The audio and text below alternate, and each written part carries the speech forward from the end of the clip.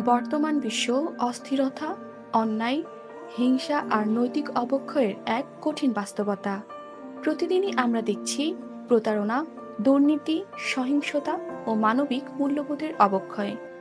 কিন্তু এই সংকটময় সময়ে পথ দেখায় পবিত্র কোরআন ও প্রিয় নবী হজরত মুহাম্মদ সাল্লাল্লাহু আলাইহি সাল্লামের হাদিস।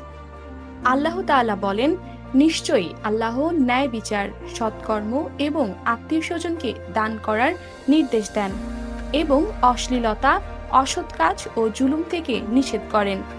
সূরা আন-নাহল। এই আয়াত আমাদের স্পষ্টভাবে জানিয়ে দেয়, ন্যায় ও সৎ পথই হলো একজন মুমিনের মূল পরিচয়। রাসূলুল্লাহ সাল্লাল্লাহু আলাইহি ওয়াসাল্লাম বলেছেন, তোমাদের মধ্যে কেউ যদি অন্যায় কাজ দেখতে পায় তবে সে যেন তা হাত দিয়ে প্রতিরোধ করে, যদি তা না পারে তবে মুখ দিয়ে, আর তাও না পারলে অন্তরে ঘৃণা করে। এটাই ঈমানের দুর্বলতম স্তর। আজকের সমাজে আমরা অনেক অন্যায় দেখেও নীরব থাকি, কিন্তু ইসলাম আমাদের শিখিয়েছে অন্যায়ের বিরুদ্ধে অবস্থান নেওয়াই ঈমানের দাবি। আর তোমরা সবাই মিলে আল্লাহর রজ্জুকে দৃঢ়ভাবে ধারণ করো এবং বিভক্ত হও না। সূরা আলে ইমরান, আয়াত 103।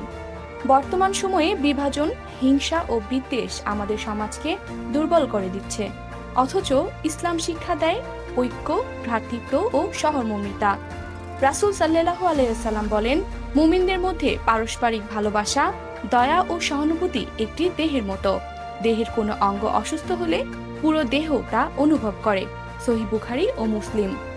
তাই আসুন আমরা কোরআন ও হাদিসের আলোকে নিজেদের জীবন গড়ি, অন্যায়ের বিরুদ্ধে দাঁড়াই, সত্য ও ন্যায়ের পথে চলি এবং মানবতার কল্যাণে কাজ করি। এই পথে রয়েছে শান্তি, সফলতা এবং পরকালের মুক্তি। কোরআনের হাদিসই হোক আমাদের জীবনের দিশারি।